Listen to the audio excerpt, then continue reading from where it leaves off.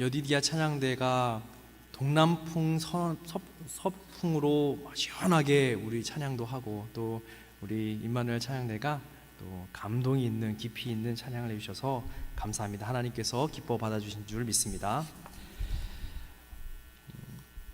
사진 한번 띄워주십시오.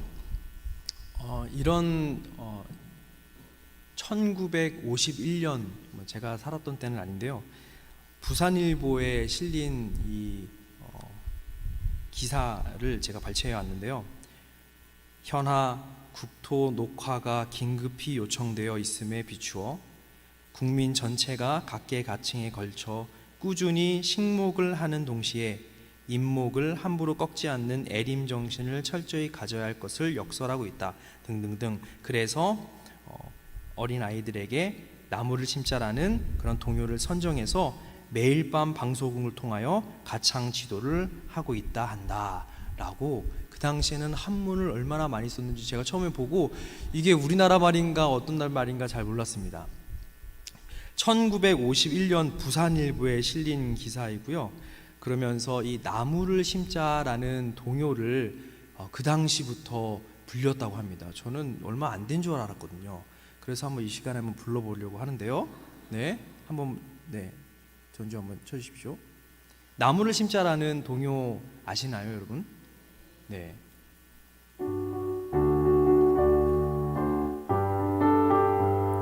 산하고 하늘하고 누가 모르는 분도 있네요, 그죠? 산하고 하늘하고 누가 더 푸른가 내기해봐라 내기해봐라. 나무를 심어줄게 나무를 심어줄게 사나 사나 방이 겨라 좀 더 바래. 여기까지 하겠습니다. 네, 뭐 요럴레이는 좀 그래서 산보다 하늘보다 산이 더 푸르게 되도록 하려 하는 편파 동요입니다. 하늘보다 산이 더 파랗기를, 더 푸르기를 원하는 아주 한쪽으로 쏠린 그런 동요입니다. 울창한 숲속 사진을 한번 보십시오. 너무 멋있지 않습니까? 제가 가만히 설교하지 않고 가만히 있어도 저절로 이렇게 힐링이 될 것 같은 하나님의 창조 세계를 바라보고 있노라면 하나님의 임재를 우리는 경험할 수가 있습니다.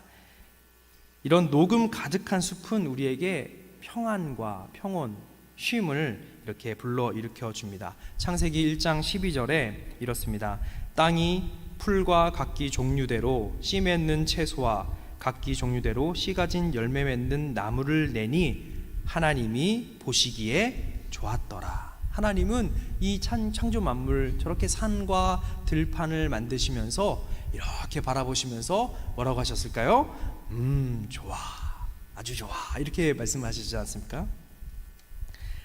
하나님께서 천지를 창조하실 때 이렇게 땅과 물을 분리하시고 후에 아무것도 없는 그곳에 묻이 드러나 있지만 그저 흑백과 같은 전혀 색이 드러나 있지 않는 곳에 생명이 있고 생동감이 넘치는 초록을 입히십니다. 생명이 그곳에 임하도록 말씀하십니다.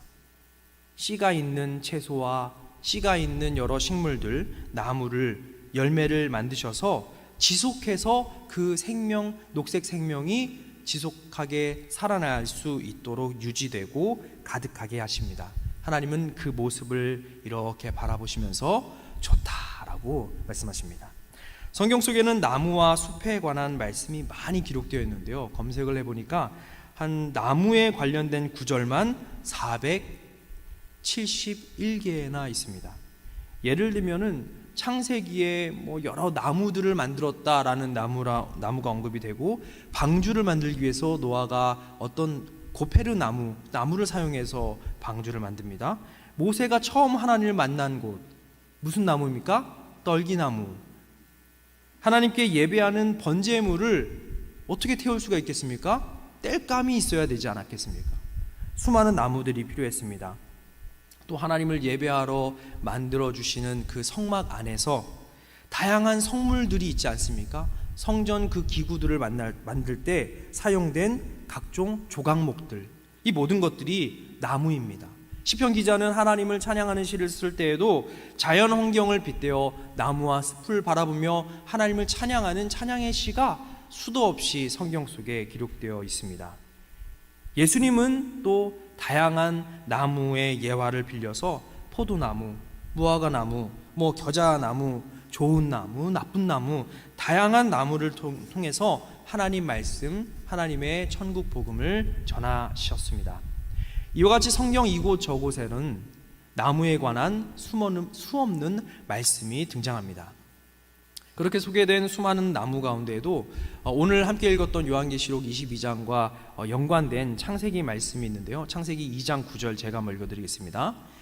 여호와 하나님이 그 땅에서 보기에 아름답고 먹기에 좋은 나무가 나게 하시니 동산 가운데에는 생명나무와 선악을 알게 하는 나무도 있더라. 무슨 나무와 무슨 나무요? 생명나무와 선악을 알게 하는 나무까지 하나님은 그렇게 만드셨습니다. 생명나무와 선악을 알게 하는 나무를 만드시고 그 나무에게서 열매 맺게 하십니다. 하나님은 아담에게 각종 모든 나무의 열매는 마음껏 먹되 무엇만은 먹지 말라 하십니까? 선악을 알게 하는 나무의 열매를 절대로 먹지 말라 하십니다. 그러시면서 하나님은 처음으로 아담과 첫 번째 약속을, 명령을, 언약을 맺으십니다. 얼마나 강력하게 말씀하셨는지, 만약에 아담 너 이것을 먹는 날에는 정령 죽으리라 말씀하십니다. 선악을 알게 하는 나무, 여기에 나오는 이 선은요, 먹기에 좋은 나무라는 그런 표현 중에 좋은과 같은 단어를 사용합니다. 그래서 좋다라는 모든 긍정에 담겨져 있는 의미를 다 담을 수 있는 것이 여기에 나온 선악을 알게 하는 나무의 선입니다. 반대로 악이라는 그런 단어 속에는 이 세상의 각종 모든 나쁜 것들을 다 집어넣어서도 남음이 있는 악이 담겨져 있는 것입니다. 그렇기 때문에 선악을 알게 하는 나무의 열매를 먹게 되면은 내 스스로 무엇이 된다? 하나님처럼 되어 보여서 내 스스로 정죄하는데 쉽게 판단할 수 있는 거예요. 이것은 선하고 이것은 악하다. 이건 좋고 이건 나쁘다. 제가 볼 때 이건 아닙니다. 이것은 내가 기준이 되고 내가 선의 입장에서 바라보기 때문입니다. 하나님은 창조하신 모든 피조물에게 하나님의 선하심만 담겨지기를 원하셨습니다. 그렇기 때문에 선악과를 먹지 못하게 말씀하셨습니다. 그렇게 악에 대한 어떠한 여지도 남기기를 원치 않으셔서 아담에게 그 열매를 절대로 먹지 말 것을 그렇게 명령하십니다. 그런데 선악과를 먹게 되면 그 악을 알아보는 것이죠. 그에게는 온전한 선함이 있을 수가 없습니다. 그것을 아셨기에 절대적으로 선악과 이것을 먹지 못하도록 금하셨습니다. 그러면 함께 언급했던 그 생명나무도 있지 않습니까? 생명나무 열매는 어떻습니까? 이 생명이라는 단어는요, 히브리어 하이라는 단어가 이 생명인데요, 생기, 활력, 번영, 소생을 의미합니다. 그렇기 때문에 이 생명나무 열매를 먹으면 어떻습니까? 그야말로 생명이 살아난다는 것입니다. 생기와 활력이 넘치고 번영과 소생의 역사를 경험할 수 있습니다. 영원한 생명의 열매를 먹게 하심으로 우리에게 참 생명을 선물하시려는 하나님 아버지의 깊고 넓으신 마음이 이 안에 담겨져 있습니다. 하지만 아담과 하와는 선악을 알게 하는 그 선악과를 먹게 된 죄, 하나님께 불순종하는 죄, 그 원죄를 범하게 되어 더 이상 무엇을 먹을 수 없습니까? 생명나무 열매를 먹을 수 없었습니다. 영원한 생명되는 그러한 참 은혜를 누릴 수 없게 됩니다. 그 길로 에덴 동산에서 쫓겨나 불완전한 이 세상 가운데 이제 살아가게 되었습니다.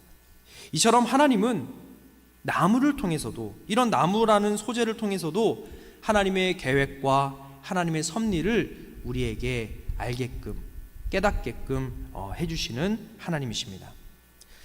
우리 약수교회는 올해 녹색교회로 선정되었습니다. 하나님께서 창조하신 이 세상을 푸르게 하는 그러한 작은 실천으로 우리는 지난달에 무엇을 했습니까? 걷고 나누고를 했죠. 6월 둘째 주에 선교의 주일에 걷고 나누고 줍기 운동을 하였습니다. 유모차 부대에서부터요, 이 연로하신, 지극히 연로하신 우리 베드로회, 안나회, 우리 회원분들까지 온 세대가 딱 하나의 그런 표제어를 가지고 십자가의 길을 걷고 부활의 이 길을 나누는 복된 발걸음의 줍기, 그것을 하였습니다. 저는 그때 이제 안나회와 함께 이 약수시장 일대를 다녔는데요. 줍깅이 아닌 다른 단어를 제가 쓸 수밖에 없었습니다. 사진을 한번 보여주시면요, 제가 이른바 뜻깅이라고 해봤습니다. 줍깅이 아니고요, 뜻깅입니다. 무엇이 뜻깅이냐? 저랑 같이 가다가 우리 권사님들이 그러시는 거예요. 목사님, 이 철제 빗물바지, 이 쇠로 된 그 빗물바지를 뜯어내달라는 겁니다. 그래, 어떻게 또 어르신들의 명령이니까 준행해야 되지 않겠습니까? 그래서 제가 그것을 뜯었더니만 그 안에 어마어마한 오물들, 특히 담배꽁초가 얼마나 많은지. 근데 우리 권사님들 조금도 그것을 머뭇거리지 않으시고, 어떤 분은 손에다 비닐 넣어가지고 그거를 다 꺼내시면서 깨끗하게 정화를 하셨습니다. 저 사진 속에 제 얼굴이 보통 놀란 표정이 아닙니다. 어떻게 이거를 이렇게까지 하실 줄이야. 제가 상상하지 못했던 그런 역시 깨어 계신 우리 안나회구나라고 생각했습니다. 저와 여러분은 녹색 그리스도인입니다. 그렇지 않습니까? 뭐 이렇게 녹색 넥타이를 찼다고 녹색 그리스도인이 아니고요, 우리는 녹색 그리스도인의 영성을 닮아가야 하는 것입니다. 녹색 그리스도인이라면 무엇을 통해서 우리가 깨달아야 되느냐? 자연 속에 있는 나무를 한번 생각하면서 우리도 그렇게 따라가 보면 어떨까 싶습니다. 1964년에 아주 유명한 동화죠. 이 아낌없이 주는 나무에 이 쉘 실버스타인 작가가 쓴 동화 한 번씩 읽어보셨을 텐데요. 간단하게 내용이 이렇습니다. 나무와 그 친구 소년이 같이 일대기를 살아갑니다. 어릴 적에는 나뭇가지가 이렇게 그네를 만들어줘서 이 소년이 재밌게 놀면서 사과도, 그 나무에 떨어지는 사과도 먹으면서 행복하게 지냈습니다. 그러다가 성장한 소년은 이제 노는 시간이 점점 잦아졌어요. 이제 자주 오지를 못해서 이 나무가 많이 심심했습니다. 그러다가 어쩌다가 이제 소년이 와서 나무가 나랑 같이 그네 타기 놀자 하니, 나는 이제 커서 나 그렇게 그네를 못 타라고 이야기합니다. 그러면서 나무에게 나는 일을 하기 위해서 돈이 필요해 라고 합니다. 나무가 그러면 내 사과를 가져가서 돈을 많이 벌어, 그러면서 사과를 다 내주는 겁니다. 그래서 소년은 그 사과를 가지고 돈을 많이 얻었습니다. 더 자라서 어른이 된 소년이 찾아오자 나무는 또 나와 같이 그네 타기 하고 놀자라고 하니, 이제 너와 이제 놀 만큼 내가 한 가지가 않아 이렇게 얘기하면서, 나는 이제 결혼을 해야 되는데 함께 살 집이 없어라고 하는 겁니다. 그랬더니 이제 나무는 자기의 가지들을 다 이렇게 베어다가 집을 지으라고 합니다. 그래서 그 소년은 이 나무에 있는 가지를 다 베어다가 멋진 집을 짓고 살았습니다. 또 나이가 더 든 소년이 어느 날은 슬픔에 차서 다가오는 겁니다. 너 왜 그러니? 나 너무 슬퍼서 멀리 떠나고 싶은데 내가 떠날 수 있는 길이 없네. 그랬더니 나무는 내 몸통을 베어다가 배를 만들어서 멀리 떠나. 그랬더니 그 몸통을 베어다가 배를 만들고 그렇게 멀리 떠나게 됐습니다. 오랜 시간이 지나서 소년은 이제 노인이 되었습니다. 그리고 나무에게 피곤해서 쉴 곳이 필요하다라고 합니다. 나무는 이제 무엇만 남았습니까? 모퉁이밖에, 이 그루터기밖에 남지 않았습니다. 그러면서 여기에 앉으라고 말합니다. 그러면서 말하기를 나무는 처음부터 끝까지 행복했다는 겁니다. 그 소년의 모습이나 노인의 모습이나 언제나 나와 함께 있는 것만으로도 충분히 행복한 그 나무, 한없이 주기만 했던 이 나무를 통해서 여러분은 이 아낌없이 주는 나무 누가 싹 스쳐가십니까? 어머니? 아버지? 하나님? 나무는 참 우리에게 유익을 주는 그런 식물입니다. 산소를 배출하고 이산화탄소를 흡수해서, 과학 시간에 많이 배우지 않으셨습니까? 자연 생태계의 공기 순환에 아주 지대한 영향을 끼치는 것이 이 나무입니다. 미세먼지도 정화시키고 그늘을 만들어서 서늘한 온도 조절도 이렇게 가능케 합니다. 말씀 속에 요나서를 보면은요, 요나가 나중에 한 4장 정도 가면은 너무 힘들어서 너무 뜨겁고 덥고 그랬을 때 하나님이 박넝쿨을 만들어다가 그늘을 씌워서 서늘함을 통해 그 요나가 기뻐했다라고 말할 정도로 이러한 기온, 온도를 또 조절하는 그런 기능도 나무에게 있습니다. 여러 동식물의 서식처가 되어주고 또 수질 정화와 토양 침식도 막아줘서 산사태도 막아줍니다. 우리에게 이러한 평안과 안식, 휴식과 안정을 주며 여러 경제적인 유익도 주는 것이 가히 아낌없는 나무라고 할 수 있습니다. 지구의 숲은 환경에 따라서 다양한 종류의 나무들로 구성하는데요, 추운 지방에는 나뭇잎사귀가 어떻게 됩니까? 소나무처럼 이렇게 뾰족하고 얇은 이런 침엽수들이 그 숲을 이루게 되고, 반대로 덥고 습한 이런 열대기후, 열대 우림 지역은 어떻습니까? 그 잎사귀가 아주 엄청 사람보다 더 큰 그런 활엽수가 많아서 주변 생태계가 더 많이 이렇게 활성화가 됩니다. 수많은 곤충들과 수많은 초목이 형성됩니다.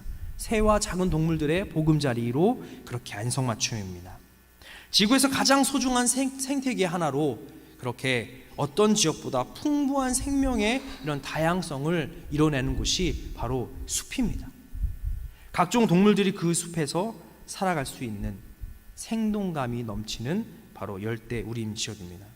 그런데 뉴스에서도 그러고 여러분 자료를 통해서도 많이 봐서 아시겠지만, 이런 인구 증가로 인하여서 무분별한 개발로 인한 자연 훼손이 어마어마하게 자행되고 있습니다. 열대우림 지역에 심각한 피해가 입혀져서 지금 지구에 정말 많은 퍼센트의 숲이 30% 이상이 파괴가 되었고 지금도 그 파괴가 되어 있습니다. 축구장 면적에 해당되는 숲이 6초마다 사라진다고 합니다. 여러분, 지구의 허파라고 하는 아마존은 어떨까요? 아마존 열대우림, 우리는 먼 나라이지만 여기를 지구의 허파라고 말할 정도로 아주 이 기후의 온도의 이런 생태계에 아주 중요한 역할을 하는 이 우림 지역인데, 여기가 지금 50년 동안 약 17%가 파괴되었다고 합니다. 이것이 바로 지금 아마존에 있는 현실입니다. 대부분이 저렇게 보면은 불이 산불이 날 수도 있고 일부러 불을 질러서 저곳을 이제 농토로, 밭으로 이렇게 개간을 하게 됩니다. 작물을 얻기 위해서 저렇게 마구잡이식으로 자연을 훼손하고 있습니다. 바로 인간의 생계만을 위해서 이기적인 마음으로 그렇게 파괴를 하고 있습니다. 이는 토양을 더 사막화 만들어서 황폐화시켜서 더 재생 불가능하게 지금 만들고 있습니다. 목재 수출을 위해서도 나무가 크건 작건 간에 무분별하게 그렇게 벌목이 일삼고 있습니다. 비단 이 나라뿐만 아니고 인도네시아, 이러한 좀 못 사는 이런 열대 우림이 많은 지역들은 똑같은 이런 어려움에 당하고 있습니다. 인도네시아에는 팜유 나무라고, 팜유 농장이 엄청나게 많습니다. 저도 예전에 2011년에 1년 동안 그 견습선교 인도네시아에 살 때 이렇게 비행기를 타고 간 적이 있었는데요, 밀림 지역인데 다 팜 농장으로 바뀌어 있는 거예요. 근데 그 팜 농장은 자연을 위해서 만든 것이 아니고 팜유, 그 기름을 얻기 위해서 모든 숲을 다 밀어버리고 그 팜나무, 이 종려나무라고 하죠, 그 팜트리를 심어서 팜유를 대량으로 생산하고 있습니다. 이것이 바로 그 한 그루 한 그루 나오는 것이 그 원주민들의, 그 주민들의 이 직결적인 그러한 수입과 연결이 되니까 아주 빠른 속도로 자연이 파괴되고 있습니다. 이 벌목도 시간이 많이 드니까 그냥 불을 지른다는 거예요. 불을 지르면 어떻게 됩니까?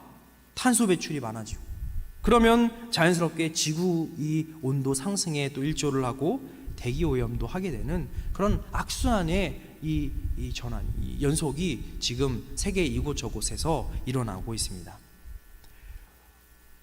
분위기 전환 차원에서 인도네시아 하니까 좀 한 단어가 연결이 되는데, 한 단어를 한번 배워보겠습니다. 제가 많이 알지 못하는데 한 단어가 오늘 필요한 단어여서요. 인도네시아어로 사람, 우리 사람을 가리켜 오랑이라고 하면, 오랑 한번 따라해 보십시오. 오랑, 오랑이 사람입니다. 사람. 숲, 포레스트, 숲 있잖아요. 숲, 산들이 나무들이 많은 숲은 후탄이라고 합니다. 후탄, 후탄. 왜 웃으세요? 네. 그 당시에 그 산의 밀림 지역에 꼭 보니까 한 동물이 있었는데 꼭 사람같이 생겼다 해서 숲에 사는 사람이다 라고 해서 이름을 지었으니 그 이름은 무엇입니까? 어떻게 하셨어요? 제가 말하지도 않았는데. 네, 오랑우탄. 네.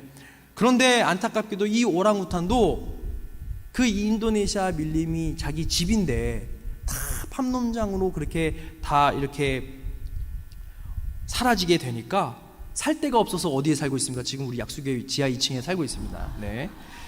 얼마 전에 우리나라도 경상남도 지역에 경상북도 이 지역에 큰 불이 나서 많은 피해가 있었습니다.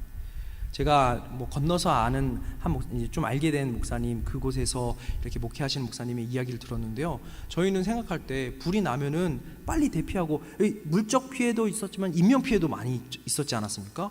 제가 한번 물어봤습니다. 불이 상상이 안 되는 거예요. 얼마나 불이 큰 불이라는 것이 잘 이렇게 와닿지가 않아서 어땠습니까? 라고 물어보니까요, 불이 처음 봤을 때는 저 먼 산에서 불이 나는 걸 직접 보았답니다. 그런데 저기 불 났네 라고 말하는 순간에 불덩어리가 빠른 속도로 와서 자기 집에 와서 붙었다는 겁니다. 이 불이 막 이곳저곳 날아다니면서 마치 우리 성경 속에 나오는 유황불 떨어지듯이 그렇게 너무 무시무시한 상황이었다고 합니다. 물적 피해, 인적 피해도 있었겠지만 방대한 지역의 그 경북 이 산간 지역이 얼마나 많은 숲이 잿더미가 되었습니까? 이 부분에 있어서는 우리 인간의 욕심, 우리의 부주의가 낳은 참상을 우리는 경험하였습니다. 우리는 하나님께서 창조하시고 보시기에 좋다라고 하셨던 그 녹색으로의 회복, 녹색 그리스도인의 영성을 가져야 합니다. 그것이 바로 하나님 나라 운동이고, 하나님 나라가 이 땅 가운데 회복되는 자그마한 실천이라 할 수 있습니다. 우리 예수님이 저와 여러분의 아낌없이 주는 나무로 오셨기 때문입니다. 우리가 예수님을 생각해 보면 어떻습니까? 예수님은 꼭 나무와 같은 그러한 위치에, 나무와 같은 그런 성격으로 우리에게 오시지 않았나 싶습니다. 우리를 친히 만나 주시기 위하여 아기 예수가 어디에 누우셨습니까? 그렇죠?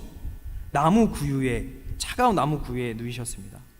그리고 공생에 시작하기 전에 예수님은 목수의 직업을 가지시면서 누구보다 나무와 가까운 시간을 갖고 나무를 통한 깊은 영성을 아마 얻게 되셨으리라 짐작합니다. 공생의 기간에는 어떻습니까?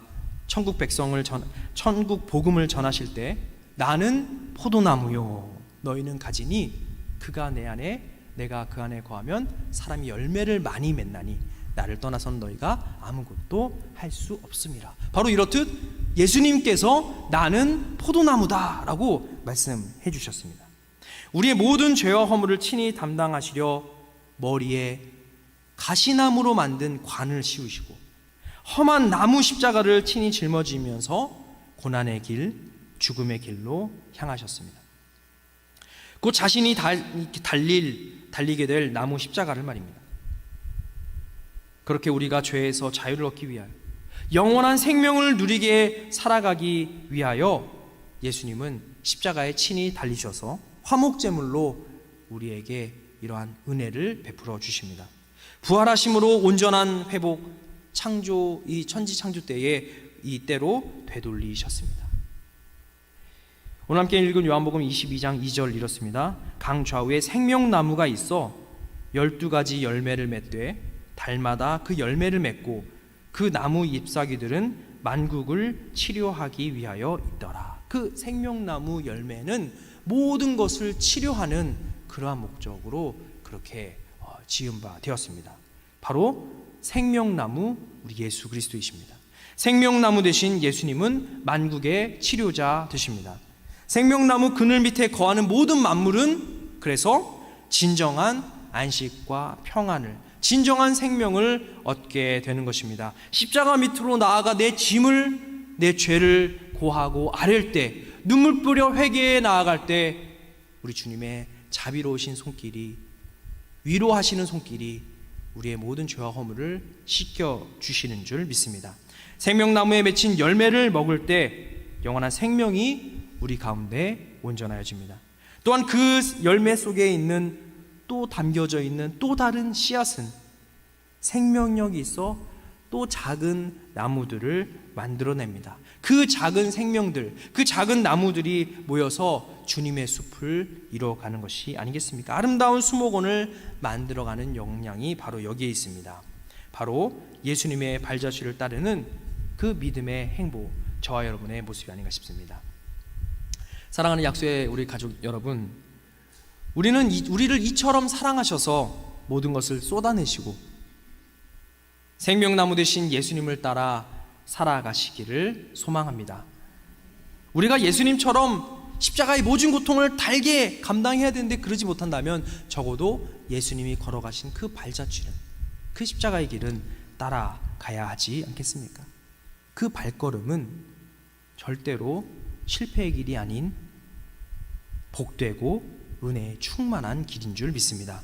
하나님께서 보시면서 좋다 하신 세상을 회복하는 크고 작은 일에 기꺼이 동참해 나아갈 수 있는 우리가 되기를 소망합니다. 이제 녹색교회, 녹색 그리스도인인 저와 여러분은 어떻습니까? 여러분, 거리를 다니실 때 나도 모르게 이렇게 거리를 보시지 않습니까? 저는 아직까지 그러더라고요. 걸어가면서 쓰레기가 있나 없나 나도 모르게 보게 되는데요. 우리는 이제 쓰레기를 쉽게 지나칠 수가 없습니다. 왠지 내가 치워야 할 것 같은 느낌적인 느낌이 드는 것은 하나님 주신 마음입니다. 그리고 그것을 실천에 옮길 때 하나님 보시기에 어땠습니까? 좋다라고 하시지 않겠습니까? 에너지 절약을 위해서는 우리의 관습과 전통도 과감히 양보할 수 있어야 합니다. 그럴 때 하나님 보시기에 얼마나 아름다운 우리의 삶, 우리의 예배가 되겠습니까? 만나부에서 너무나도 맛있는 음식을 해줍니다.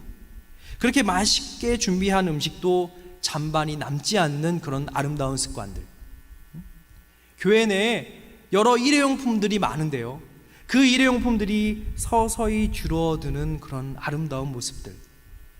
찬양대도 아름다운 찬양을 할 때 어쩔 수 없이 이렇게 다 출력을 해서 악보를 프린트하는데 어느 날 봤는데 모든 대원들이 태블릿 PC를 가지고 찬양하는, 저도 사실은 할 말이 없습니다. 저도 프린트는 했지만 양면 복사는 했습니다. 저도 태블릿 PC를 가지고 이렇게 더 이상 낭비를 하지 않는 그런 아름다운 모습들, 그런 녹색교회를 꿈꿔봅니다.